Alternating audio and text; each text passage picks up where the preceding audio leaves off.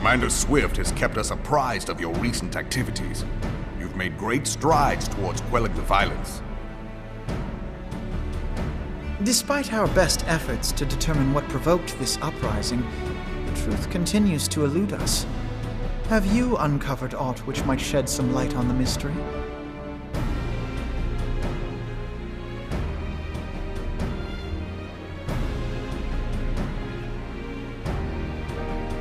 This information does not leave this room. The Syndicate's decision to reject the Doman refugees' appeal for asylum had lasting repercussions.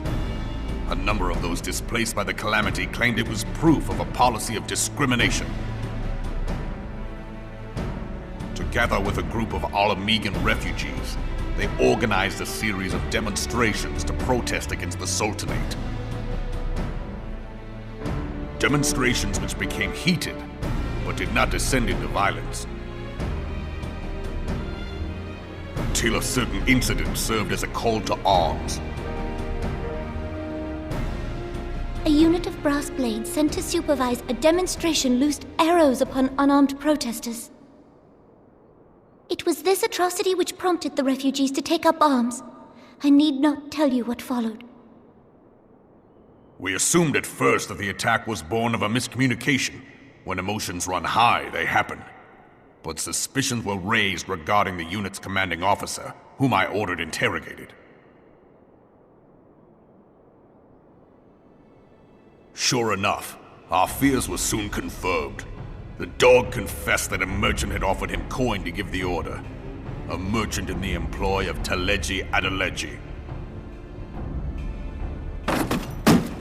Teleji Adeleji. But he spoke in favor of the Doman's cause, and has ever seemed sympathetic towards the refugees' plight. Why would he do such a thing? Know you of the Cartano Reclamation Bill? It is a proposal to annex the Cartano Flats so that refugees may establish permanent settlements. When last I looked, that was disputed territory.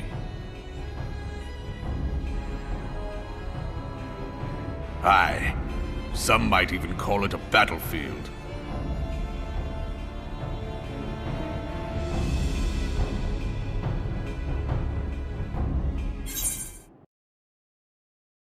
The destruction wrought by Bahamut was greatest at the Cartano Flats.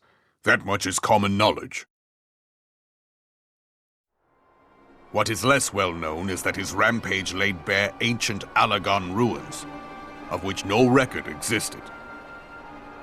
There are certain differences of opinion as to how these ruins should be handled, which is why each nation maintains a military presence in the region to this day.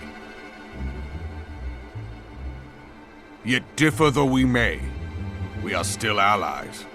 Therefore, in the interest of preserving the Eorzean alliance, we have reached an agreement. Any conflict which may arise during the course of military exercises in the region shall have no bearing on relations between our nations. In full knowledge of this delicate state of affairs, Teleji Adeleji proposed the Cartano Reclamation Bill. A shameless bloody ruse which stands to benefit him in but one conceivable way. If successful, he will gain control over the disputed territory under the guise of assisting in the resettlement effort. And you can be sure he'll build an orphanage next to every Alagon ruin.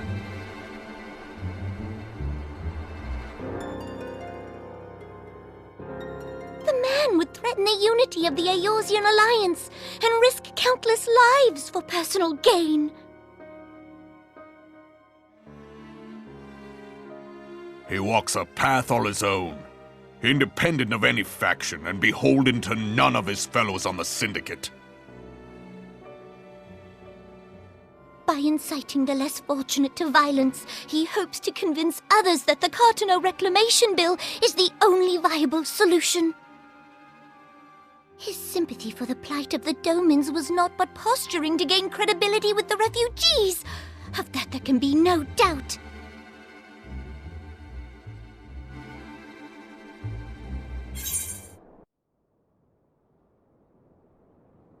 Forgive me, but what could possibly motivate Teleji Adeleji to go to such lengths? What is so special about these ruins that he would risk his position on the Syndicate, and, most likely, charges of treason against the Sultanate? Omega. Pardon?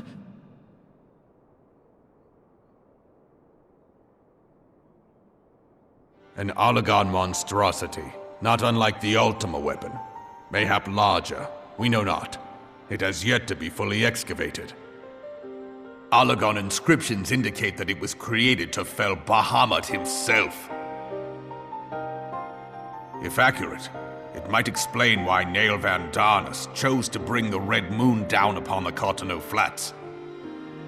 Given the ends he went to ensure Eorzea's annihilation, destroying the one weapon which could stay the Elder Primal may well have seemed like good sense. When first I bore witness to the power of the Ultima weapon, I doubted the evidence of my senses. And now you tell me there is another such weapon, one which could contend with Bahamut. Bahamut! Aye, we were skeptical ourselves. Truth be told, until the Ultima weapon's existence came to light, we thought the inscription had been mistranslated. At present, Omega is more akin to a fossil than a tool of war, having long since ceased to function. As such, its true potential cannot accurately be gauged.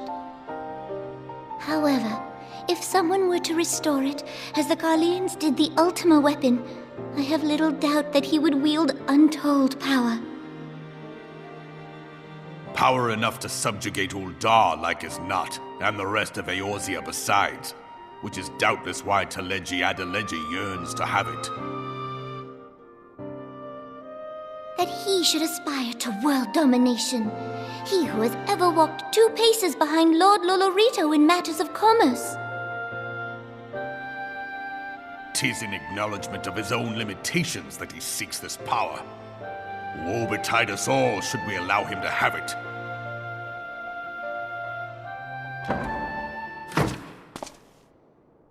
Pray waste no time chasing rats.